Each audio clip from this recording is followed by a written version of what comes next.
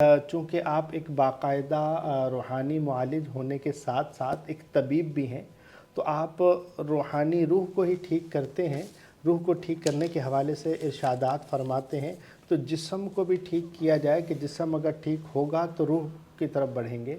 بالکل جس کو اگر وہ جوڑوں میں درد ہے، وہ بیٹھ نہیں سکتا اور وہ پڑھائیاں نہیں کر پائے گا، تو پھر پہلے جوڑ سیدھے کرنے چاہیے۔ بالکل ایسا ہی ہے۔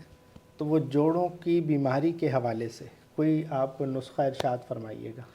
دیکھیں، اب ظاہر سی بات ہے، جب انسان کی عمر بڑھتی ہے تو انسان کے جسم کے اندر کچھ تبدیلیاں رونما ہوتی ہیں، اور کچھ وائٹامنس جو ہوتے ہیں وہ ہمارے جسم کے لیے بہت ضروری ہوتے ہیں کہ جب انسان ایک بڑھتی عمر کی طرف آگے بڑھتا ہے تو اس میں گھٹنوں میں درد، تھکاوٹ، سستی، کاہلی، اور بعض اوقات تو لوگوں کو آسٹرائٹس کا مسئلہ ہو جاتا ہے۔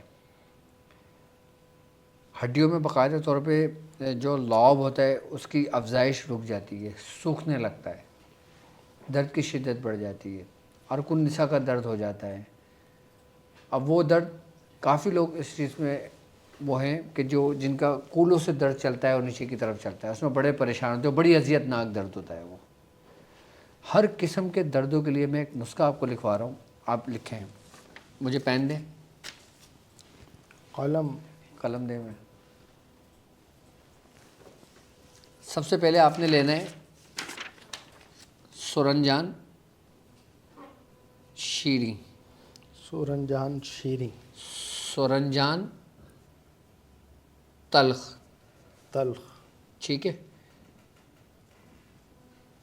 گوگل، یہ والا گوگل نہیں ہے یوٹیوب والا، یہ گوگل ایک گوند ہے، مل جاتا ہے آسانی کے ساتھ، جی ٹھیک ہے۔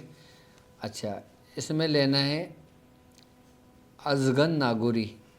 اچھا، انڈیا میں دوسرے ممالکوں میں اس کو اشوگندھا کہتے ہیں، ویسے ازگند ہے اس کا نام، ٹھیک ہے۔ یہاں پہ پاکستان میں، ہندوستان میں ہر جگہ ازگند کے نام سے لوگ اس کو سمجھ جاتے ہیں، ٹھیک ہے۔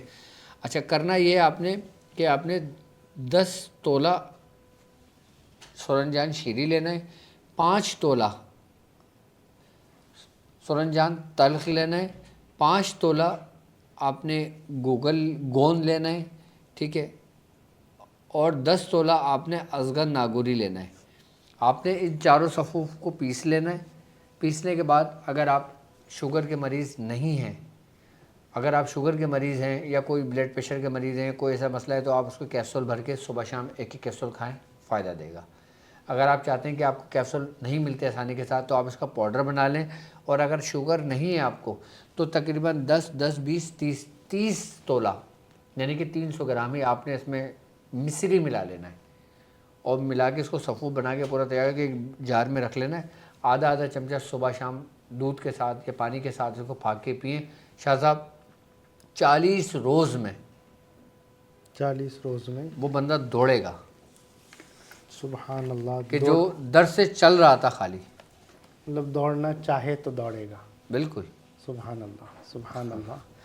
اور یہ وہ نسخہ ہے جو باقاعدہ طور پہ ہمارے استعمال میں ہے، مطلب میں کھاتا نہیں ہوں، میں لوگوں کو دیتا ہوں، میں مطلب پہ بنا ہے الحمدللہ، ضرورت کے تحت ضرورت کے تحت، ہاں بالکل کھا سکتے ہیں۔ سبحان اللہ۔